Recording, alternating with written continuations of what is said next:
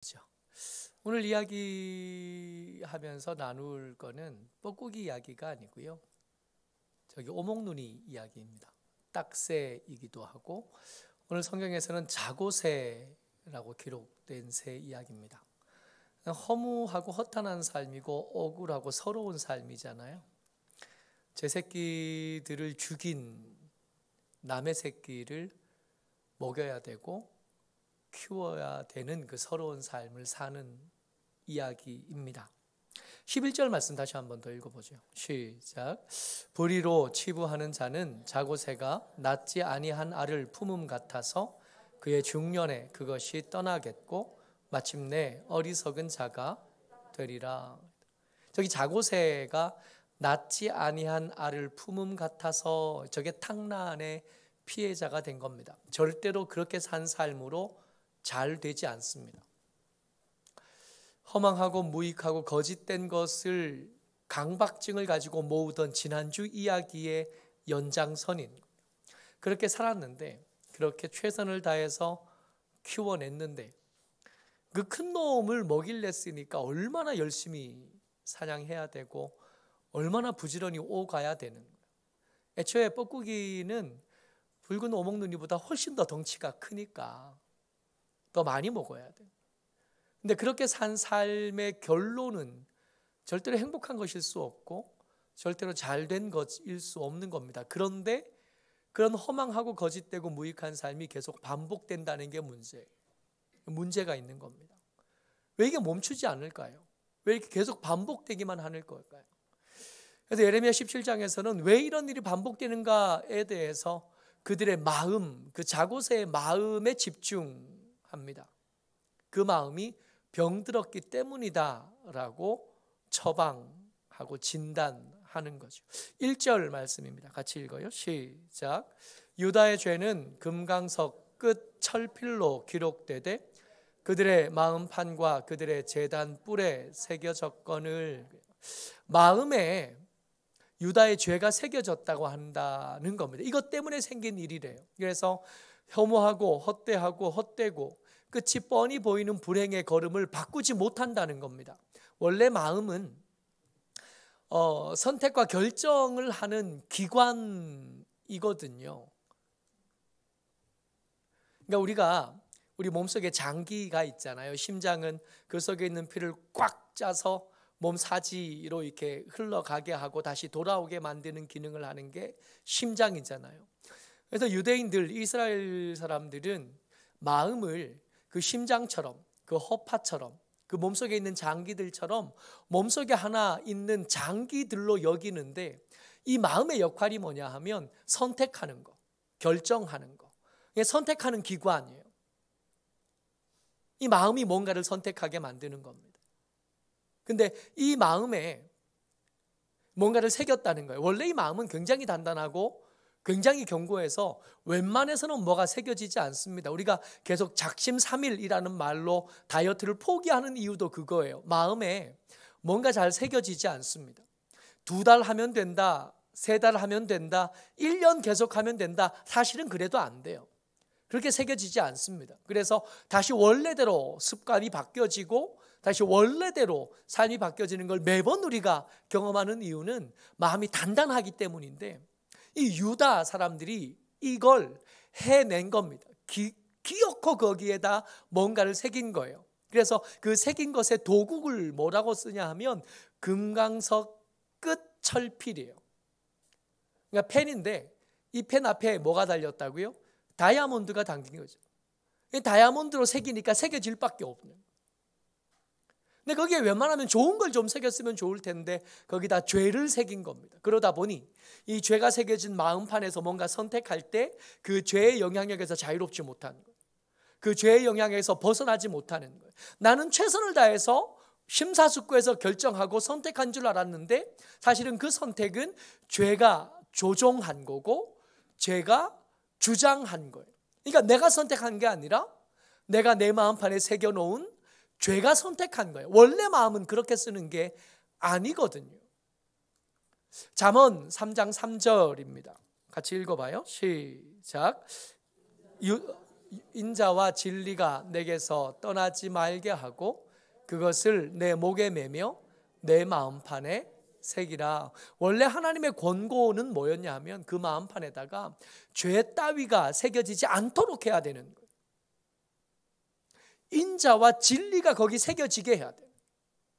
사랑과 옳음이 그 가운데 새겨지게 해서 뭔가 선택할 때, 뭔가 결정할 때 그 선택과 결정에 사랑이 이렇게 묻어 있어야 되는 거예요. 뭔가 선택하고 결정할 때 그 선택과 결정에 옳음, 반듯함이 이렇게 묻어 있었어야 되는데 이 죄가 새겨졌으니 그게 안 된 겁니다. 잠언 7장 1절 2절 말씀 읽어요. 시작. 내 아들아 내 말을 지키며 내 계명을 간직하라. 내 계명을 지켜 살며 내 법을 내 눈동자처럼 지키라. 그리고 3절에는 뭐라고 쓰냐 하면 이것을 내 손가락에 매며 이것을 내 마음판에 새기라. 인자와 진리와 하나님의 계명을 거기다 새기래요. 그래야 우리의 삶이 허탄한 데로 넘어가지 않을 수 있고 저 자고새처럼 내 새끼들 죽인 새끼들 먹이냐고 그렇게 분주하고 허탄한 그 인생으로 치우치지 않을 수 있다는 겁니다. 모든 지킬 만한 것보다 내 마음을 더 지키라 하신 하나님의 그 간절함이 이 마음에 담겼는데 우리가 이걸 간과한 것.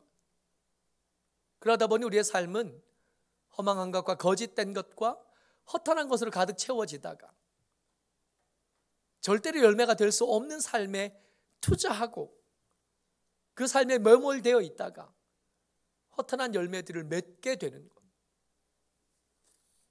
마음이 선택과 결정을 하는 기관이라 그랬잖아요.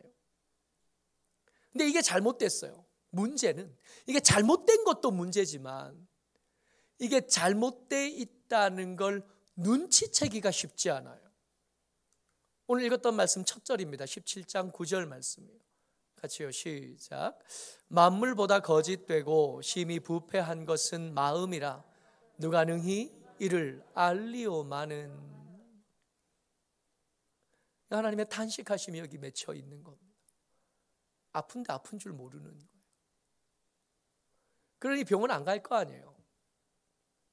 골골백년 그러잖아요. 이유가 있는 거예요. 아프니까 병원에 자주 가는 거예요. 그러다 보니 병이 관리가 되고 관리가 되다 보니 그 삶이 이렇게 연명할 수 있는 기회가 많아지는 거예요. 저희 아버지가 그래요. 아버지가 다리가 부으신데 다리가 붓는데요. 이게 누르면 표시가 난대.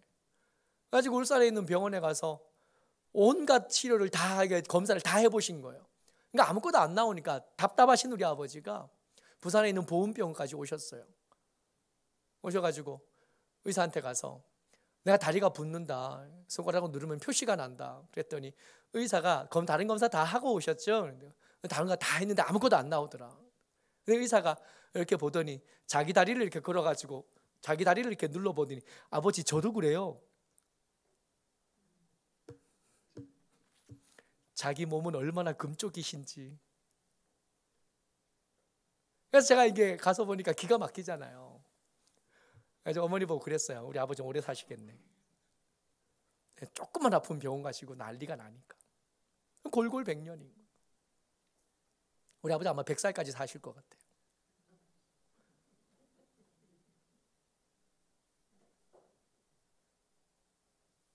아프면 병원 가야 되는데 진단을 받고 치료를 받아야 되는데 문제는 이 마음이 병들었을 때 모른다는 겁니다. 문제가 있다고. 네 마음에 문제가 있고 네 선택에는 장애가 있는 것 같다고. 그러니까 그냥 있지 말고 치료가 필요하다고. 내가 아프다고 인정이 안 되니까 이걸 거절하는 겁니다. 거절할 뿐만 아니라 매번 네 마음에 문제가 있다고 말하는 그 말이 오지랖으로 느껴질 수밖에 없어요. 난 괜찮은데, 난 멀쩡한데 자꾸 아프다 그러니 문제가 있다 그러니 기분 나쁜 거예요. 그래서 그 옳은 말하는 네 마음이 병들었다고 말해주는 선지자의 목소리가 듣기 싫은 거예요. 네 마음에 병들었다고, 네 마음에 문제가 있다고 말씀하시는 하나님의 말씀이 싫은 겁니다. 그래서 안 들으려고요. 그 말씀을 들으면 기분 나쁘니까. 괜찮은데 자꾸 아프다 그러니까. 괜찮은데 자꾸 문제가 있다 그러니까 그 소리가 듣기 싫은 잔소리밖에 안 되는 겁니다. 그러니까 못 고치는 거예요. 치료할 방법이 없는 게 아니라 치료할 수 있는 방법도 있고 치료하겠다는 호의도 충분한데 치료받으러 나가지를 않으니 이 병이 나을 방법이 없는 거예요. 그래서 어리석은 선택과 결정이 계속해서 반복되면서 자고서의 삶을 사는 겁니다. 붉은 오목눈이의 삶을 계속 사는 거예요. 모기 물어다 주고 그 똥 물어다 치우고 자기 덩치보다 4배나 더 큰 그것들 먹이려고 분주하고 바쁘게 살아가는 것. 마음이 병든 이 사람들이 어떻게 악한 선택, 어떻게 이상한 결정들을 해갔는지를 성경이 고발을 하는데 5절부터 8절까지 말씀 한번 좀 길게 읽어보겠습니다. 선택지가 2개가 등장하는데 이 2가지를 두고 이스라엘 백성들, 이 자고새 같은 백성들이 악한 것과 옳지 않은 것과 이상한 것을 선택하는 겁니다. 같이 읽어봐요. 5절부터 8절까지 좀 천천히 길게 읽습니다. 시작. 여호와께서 이와 같이 말씀하시니라.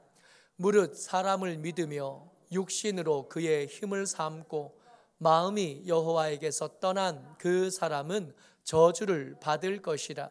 그는 사막의 떨기나무 같아서 좋은 일이 오는 것을 보지 못하고 광야 간저한 것 건건한 땅 사람이 살지 않는 땅에 살리라.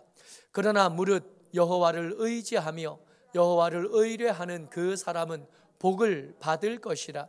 그는 물가에 심어진 나무가 그 뿌리를 강변에 뻗치고 더위가 올지라도 두려워하지 아니하며 그 잎이 청정하며 가무는 해에도 걱정이 없고 결실이 그치지 아니함 같으리라. 아멘. 2가지가 있다는 거예요. 선택할 수 있는 것이 2가지가 있대요. 한 가지는 사람의 힘과 육신의 힘을 의지하는 거예요. 근데 여러분 가만히 있으면 생각 좀 해보자고요. 사람들이 믿을만 했나요? 여러분 살아가실 때 어땠어요? 복 많은 분들이라 주변에 유독 신실한 사람들, 좋은 사람들만 많아서 그 사람들 덕 보면서 잘 살아오셨나요? 우리 육신이 우리 뜻대로 움직여 주던가요? 내 몸뚱이가 내가 바라는 대로, 내가 원하는 대로 잘 움직여 주던가요? 수영을 하는데 수영 시작한 지 한 20년쯤 된 것 같아요. 근데도 수영이 잘 안 돼. 좀 손이 좀 쭉 물을 좀 당겨주고 밀어줬으면 좋겠는데 앞으로 안 간다고 제가 투덜거리니까 강사가 아니 손을 좀 당기면서 몸을 좀 잘 좀 틀어봐요. 그런데 내 몸인데 내 말을 안 들어. 좀 익숙해질만 하면 더 이상 힘이 안 들어가요. 여러분 사람들만 믿지 못한 게 아니라 내 몸뚱이도 내 말 안 듣고 내 믿음을 거절하고 배신하지 않았나요? 근데 매번 그래 왔으면서도 이 사람을 믿고 이 육신의 힘을 의지하는 데서 우리가 떠나지 않는 거예요. 또 한편에 여호와를 의지하고 그를 의뢰하는 일입니다. 하나님 말씀을 통해서 끊임없이 우리에게 말씀하셔요. 딴 데 엄한 데 눈 돌리지 말고 나를 의지하라고, 내게 도와달라고 하라고. 내 팔은 강하고 내 날개는 힘이 있어서 너희를 안고 들고 지고 날아갈 수 있고 더 멀리 더 높은 것과 더 아름다운 것같이 날아갈 수 있다고 아무리 말해도 안 믿어드리는 거예요. 2가지를 놓고 선택하는데 매번 우리가 고민이 많습니다. 에덴 동산에서 그랬어요. 뱀과 하나님 사이에 서서 어떤 것이 더 믿음직한가를 두고 고민한 거예요. 뱀이 믿을만 하나, 하나님이 믿을만 하나 들고 깊이 고민합니다. 깊이 고민한 다음에 그 숙고한 뒤에 결정하는 거죠. 결정했어. 나는 뱀을 믿기로 했어. 근데 이 한심한 일들이 에덴 동산에서 있었던 그 일들이 우리 가정 가운데서도, 우리 학교에서도, 우리의 일터에서도, 우리 사람들과의 관계 안에서도 자주 이걸 결정한, 계속해서 반복되는, 자고서의 삶에서 조금도 나가려고 하지 않는, 계속 거기 삽니다. 그러다 보니까 이들에게 너희들의 삶이 잘못됐다고 말하는 선지자의 눈이 마를 새가 없어요. 예레미야서 계속 읽고 있는데, 예레미야서의 이 선지자 예레미야가 정말 많이 슬픈 사람이잖아요. 안 먹어주니까, 안 들어주니까. 9장 1절은 이렇게 말씀했었어요. 어찌하면 내 머리는 문이 되고 내 눈은 눈물의 근원이 될고 죽임당할 딸 내 백성을 위하여 주야로 울리로다. 쓰진 않았지만 2절에는 내가 광야에서 나그네의 숙소, 나그네의 거처를 얻었으면 좋겠다. 거기 나갔으면 좋겠다. 이제 못해 먹겠다. 근데 9장에서 이렇게 말한 선지자가 17장이 되도록 아직 도망을 못 갔어요. 아직 여전히 그 백성들 사이에 그냥 있습니다. 왜냐하면 16절 말씀 같이 읽어요. 시작. 나는 목자의 직분에서 물러가지 아니하고 주를 따라 싸우며 재앙의 날도 내가 원하지 아니하였음을 주께서 아시는 바라. 내 입술에서 나오는 것이 주의 목전에 있나이다. 도망을 못 갔어요. 왜 도망을 못 갔냐 하면 이 사람이 주를 따르는 사람이잖아요. 이 선지자 예레미야가 주를 따르는 사람인데 주를 따르다 보니 주께서 광야로 안 나가신 겁니다.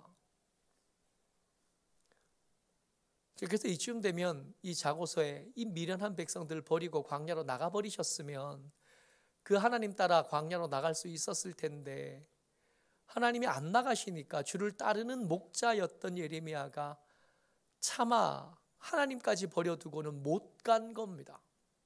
여전히 거기 남아있는, 여전히 거기 주께서 거기 계시니 거기 있는 거예요.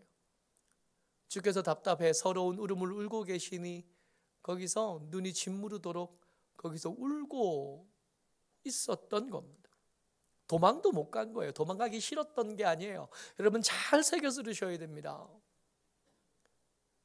우리가 사랑스럽기도 하고 우리를 기뻐하고 즐거워하기도 하지만 그것 때문에 여기 계신 게 아니에요. 우리가 저들을 위해서 기도하고 여전히 그 자리를 포기하지 못하고 여기 있는 것은 그들을 향한 사랑 때문이 아닙니다. 하나님께서 그들을 포기하지 않으셨어서 주를 따른 입장에 차마 포기 못한 거예요. 우리 성질 같으면 벌써 포기하고 도망갔을 텐데 주께서 거기 계신다고 하시니 차마 도망도 못 간 거예요. 내가 잘나서, 우리가 같이 있어서, 우리가 쓸모 있어서, 우리가 괜찮은 사람이라서, 지금은 아니지만 가능성과 잠재력이 있어서 여전히 우리를 포기 못 하신 게 아니에요. 아버지 하나님이 차마 그들을 놓고 가지 못하시겠다. 그래서 그 하나님 따르는 목자였던 예레미야가 차마 거길 도망도 못 가고 떠나지도 못하고 울면서도 거기 앉아 있었던 겁니다. 예레미야가 지금 어디 있냐 하면 19절 같이 읽습니다. 20절까지 읽어요. 시작. 여호와께서 내게 이와 같이 말씀하시되 너는 가서 유다 왕들이 출입하는 평민의 문과 예루살렘의 모든 문에 서서 무리에게 이르기를 이 문으로 들어오는 유다 왕들과 유다 모든 백성과 예루살렘 모든 주민인 너희는 여호와의 말씀을 들을지어다. 여전히 안 들을 거예요. 여전히 안 들을 건데 도망도 못 간 선지자가 등을 떠미는 하나님의 그 떠밀매 못 이겨서 어디에 섰냐 하면 왕들이 지나가는 평민의 문에 섰고 백성들이 지나가는 여러 문들에 거기에 선 겁니다. 또 거기에 서서 듣지 않을 그 말씀을 또 말하는 거예요. 너희들의 마음이 병들었다고. 너희들의 생각에는 너희들의 결정이 옳다 생각할지 모르겠지만 애초에 그 마음이 병들어 있어서 너희들의 선택은 문제가 있다고. 너희들의 결정은 잘못되어 있다고. 너희들이 키우는 그 새는 네 새끼가 아니라고. 너희들이 품은 그 알은 네 알이 아니라고. 너보다 덩치가 크니까 잘 컸다가 아니라 네 새끼들 다 죽이고 네 알들 다 밀어내고 살아남은 네 원수의 새끼라고. 그거 붙잡고 있다가 큰일 난다고 안 들을 건데, 마음이 병들었고 또 자고새 같은 놈이라 안 들을 건데, 하나님이 그들을 여전히 포기하지 못하셨으니 거길 도망도 못 가고 거기서 또 평민들의 문에 섰고 또 다른 문들에 서 있는 겁니다. 문이 하나가 아니잖아요. 그러다 보니 선지자는 바빠, 분주해, 이렇게 열심히 그 일들을 감당하고 있는 겁니다. 이제 우리가 더 이상 자고새로 살지 않았으면 좋겠어요. 병든 마음의 치료가 이제는 시작되었으면 좋겠습니다. 어그러진 선택과 결정이 이제는 좀 멈췄으면 좋겠고, 선지자와 아버지의 눈물이 이제는 멈출 수 있었으면 좋겠습니다. 이 일을 어떻게 시작하냐 하면 그 마음에 새로운 것들을 새기는 것으로 시작하는 거예요. 지금 엉뚱한 것이 새겨져 있잖아요. 그래서 이게 엉뚱한 결정을 자꾸 하는 거 아니에요. 이걸 바꾸는 방법이 뭐냐 하면 새로운 것들을 새기기 시작해야 되는데, 이게 잘 안 될 겁니다. 내 마음에도 잘 안 맞을 거고 내 행동에는 너무 안 맞을 거고, 그래서 하나님의 말씀이 이상하다고 여겨질 거예요. 근데 그 말씀을 읽는 겁니다. 그 말씀을 묵상하고 그 말씀을 살아보면서 그 말씀이 마음에 새겨지기를 시도해보는, 거기가 시작입니다. 이 일을 시작하면 하나님의 눈물이 마르기 시작하는, 기쁨이 시작되시는,